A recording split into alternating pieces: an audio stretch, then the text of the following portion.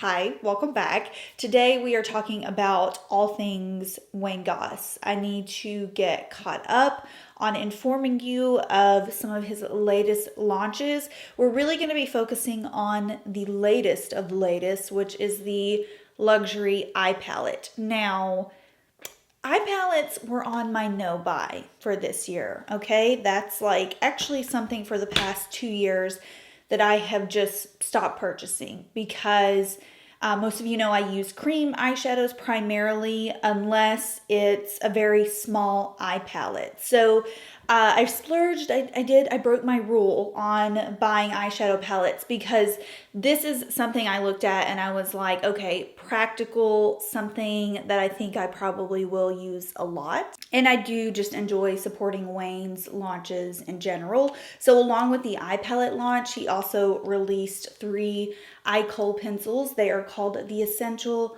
Eye Kohls. So I'm going to be talking about these as well, probably a little bit more briefly, if you will. And then I just realized I never addressed this in a video, but when he launched his lip collection, I also purchased 2 lip pencils and 2 lip glosses, which I'll just go over at the end really briefly as well. But primarily, we are talking about the new luxury eye palette today. I want to break everything down for you, talk about formula. Mainly, we're going to talk about formula. This is just something I keep seeing in the comments that you all are interested in me talking about. So let's talk about it. All right, so luxury eye palette here. We have 6 shades. They are all fairly neutral shades.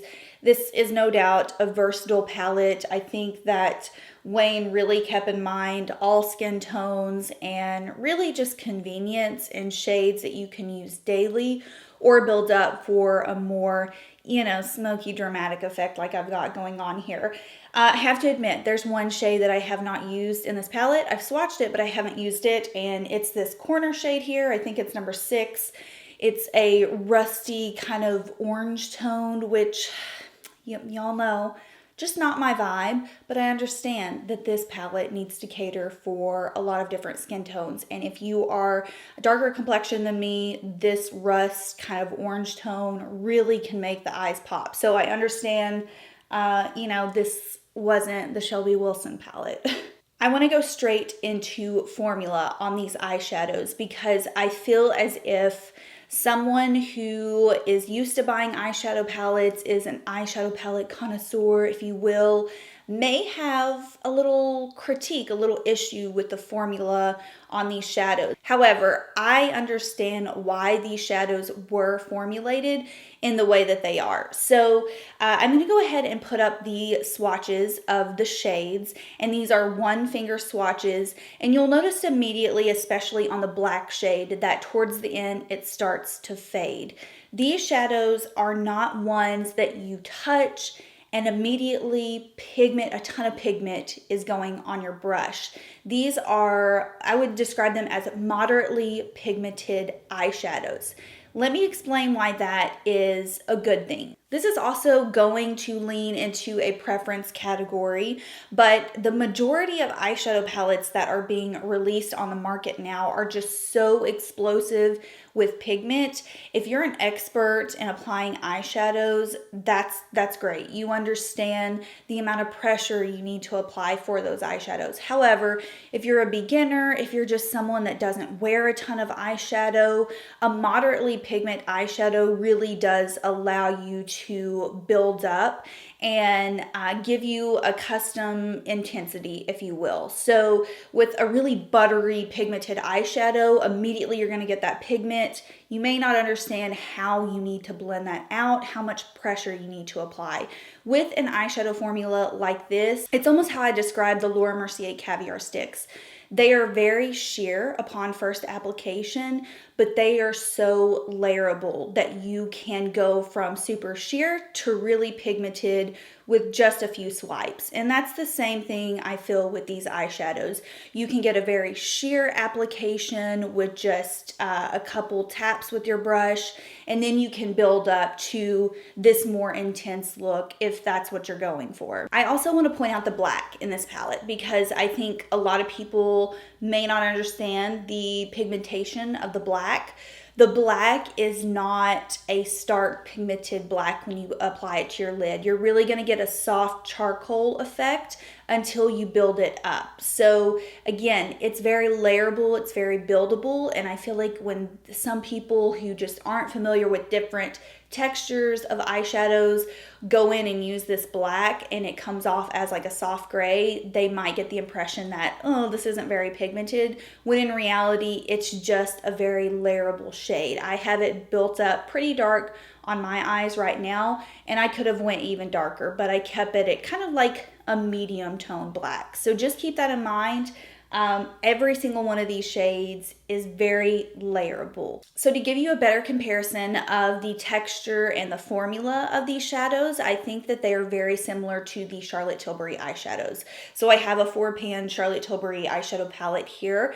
Same thing with hers. Almost always you're gonna find that it's just not a ton of pigment exploding onto your brush. It really allows for a lot of layering going on, which I appreciate, especially in powder eyeshadows, because I just don't wear them often. And I like that guidance. I like to see where I'm going with my shadow as opposed to having all of the pigment on my eye in one application. Another reason I feel that this palette is very similar to the Charlotte Tilbury formula, not saying they're identical, but Charlotte Tilbury, especially in the 4-pan palettes, will often have this shade called a pop shade, which is always a sheer shimmer, iridescent, almost like a topper for your eyeshadow, if you will. And that's exactly what you'll find in this particular shade right here, all the way on the end. This is definitely meant to be a topper for the eye. So I did a before and after of my eyes. I'll show you what my eyes looked like before I put this topper on. Nice satin finish, very smooth, smoky look. Then I added the topper on top of the look, and you can see it just adds this lovely pop of attention to the center of the eye, or really wherever you apply it. Longevity wise, I've had no issues with the shades wearing off on me. I found that and I don't wear eyeshadow primer. I never wear eyeshadow primer. It's just something that I'm like, I don't want to F with. I'm sure they probably would perform maybe a little bit better depending on which eyeshadow primer you prefer. But longevity wise, no issues. And just to kind of round things out and close things out, the color palette for this, it does lean a little bit more on the warmer tone side. The brown and the rust obviously have a bit of that warmer tone.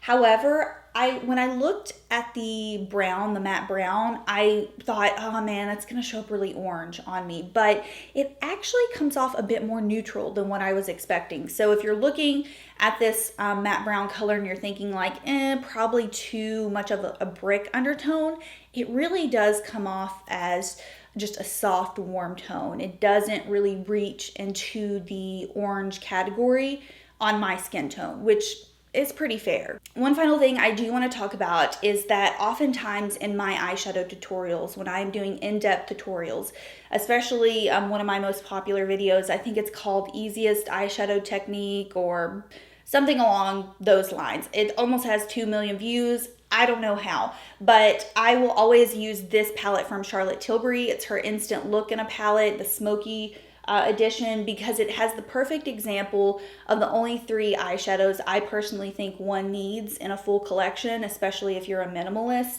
A nice shimmery, just soft beige tone, a great medium tone transition shade, most of the time a brown, and then a black. So same thing, you can find all 3 of those tones and more in the Wayne Goss palette. Your transitional matte tone is a bit warmer, but you also have a couple of different options as far as those beige shimmer tones go. And then the black. I think everyone always needs a black because you can go from a really soft liner look, if you want to use it as like a powder liner, to a full intense smoky eye look. So my point is that the 3 shades that I always talk about people needing are in this palette. Let's talk about the Essential Eye Kohls. I got all three shades. I have not used the black one on my eyes yet, but I have swatched it and I have a very good idea of the formula on these, something that I would compare the formula to as well. So let's talk about the shades really quickly. We have Rich Hazel, which is a nice matte, deep, dark brown. Very, very, very similar to MAC's Eye Kohl in the shade Coffee, which is a classic shade with MAC. I know several of you have probably been buying it since your teenager years. Definitely like a cult like classic in the makeup industry. So that's what I would compare this particular shade to. Secondly, this one's my personal favorite. It's called Precious Opal. This one is a slightly shimmery, more warm tone brown. It's slightly lighter compared to the other brown. Also very reminiscent of me to MAC's Teddy Eye Kohl, which was always my favorite. Like if you go back and you watch my older videos, I was always using MAC Teddy. I constantly repurchased that eyeliner. So I think that's why I lean more towards this one. I just really like the softer brown finish. And then the Obsidian color is a true matte black. It's just exactly what you would think of when you think of a black kohl eyeliner. So initially when I saw these, I thought, I know exactly what the formula is going to be on these. They are going to be identical to the Charlotte Tilbury Classic Powder Eye Pencil. I don't know why I thought that. Just when I looked at them, I thought, I bet that's going to be like Classic Eye Powder Pencil. It is, but it isn't. So the Charlotte Tilbury Classic Eye Powder Pencil is basically a powder compressed into a pencil form. It is very easy to work with. However, if you have oily lids, it does come off very easily on the eyes because essentially it is just a powder. There's nothing really kind of holding it together, but it being compressed. These are very soft kohl eye pencils, as the name says. So they're not going to be a gel, something like you would expect the Urban Decay 24/7 glide-on pencils, but they aren't 100% comparable to the classic powder pencil because they have a little bit more substance to them. They have a little bit more grip when you apply them to the eye. And so I really enjoy the formula. I will say I think that they are most similar to a MAC Eye Kohl, like the classic MAC Eye Kohl pencils. That's what I would compare these to. They have a little bit more grip and longevity to me than the MAC ones did, but they are easy to work with. I will say they grip on a little bit quicker than what my preference is. I really like a little bit more work time to smudge out. And once these are on the eye, they're kind of there.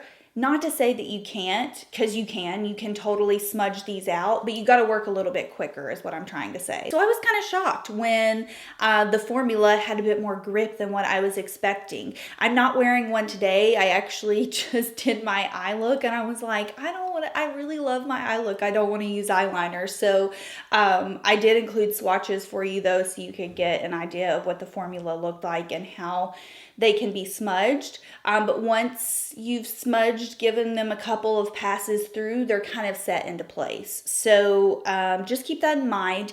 I can't 100% guarantee like how these would work if your eyes are super oily. I don't think they have a waterproof claim to them. So that would just be something that you might have to take a risk on, try first. Personally, I haven't found them to smudge on me when I've worn them, but everyone's eyes are different. I just think if you like kohl eyeliners, you'll probably like these. Okay, and finally, as promised, I'm going to run through really quickly the lip pencils that I got on the launch, which happened like probably about three to 4 months ago. I can't exactly remember. I want to say it might have been in February.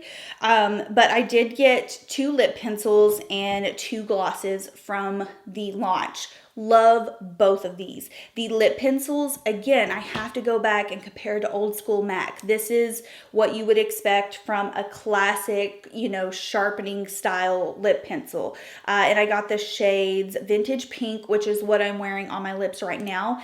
To me, it's really not a pink. It's just a soft beige. Perfect for that classic nude lip. And then I also got the shade Natural Berry, which reminds me of MAC's Subculture lip liner, if you used to be familiar with it. Just a really soft pink. I would also compare it to Charlotte Tilbury's Pillow Talk, possibly. Yeah, lovely lip pencils, easy to apply. They're just classic, you know? Like, you can't be mad at a classic product. And then finally, the lip glosses. No complaints at all with these. They are very cushiony. They're soft. I will say they aren't the longest wearing on the lips, but then again, can you really think of a lip gloss that's super, super long wearing? Because I personally can't, and I own a lot of lip glosses. They do, what I'm trying to say is the shine does kind of fall down quicker than, let's say, like my Buxom lip glosses. Those I find are just like constantly looking shiny on the lips, and that's probably not what he was going for. So the shades that I got are Hyacinth and Hibiscus. Hyacinth is what I'm currently wearing on my lips right now. Let me put a little bit of the Hibiscus shade, which is a pearly, just kind of like clear top coat. So you can see it just adds a little bit of that slight shimmer or metallic finish, and we all know I normally DTF with a good frosty lip if it's not overboard. So that's the finish on it. These do have a little bit of a mint smell, but you can't feel any type of minty, stinging, or cooling on the lips. It's really just in the scent. Personally, I would have liked a little bit of that minty kind of tingly feel because that's what I like in lip glosses. But again, probably wasn't what he was going for. So I love the shades. I love the shades he came out with. I would love to order more. A couple of the shades that I wanted to add to this order were already sold out. So that's why I just have 2 for right now, but I'm very pleased with them. Lovely, very cushiony, pillowy on the lips, not sticky at all. Again, can't complain. So overall, I would really describe these products in this launch as a classic ode almost to the makeup industry, which I think if you watch Wayne Goss, that's what he's all about. These products really do bring you back to that classic way of doing makeup, not overwhelming, just very simple but effective products. So that's really how I would describe this entire launch. Just no fuss, really gorgeous, user-friendly products. So I hope that answered some of your questions. I hope you like seeing the swatches.